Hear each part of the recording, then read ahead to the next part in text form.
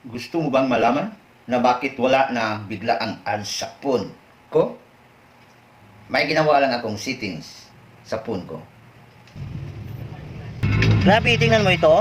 Kahit sa sarili kong video sa YouTube, may bigla ang lumabas na IDS. Nakakainis, di ba?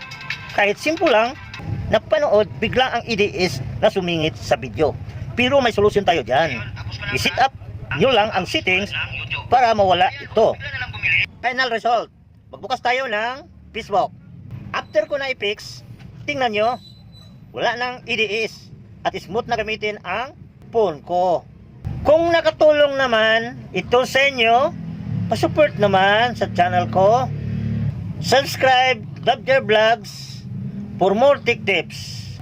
Complete guide sa full video sa channel ko, Dabjar Vlogs.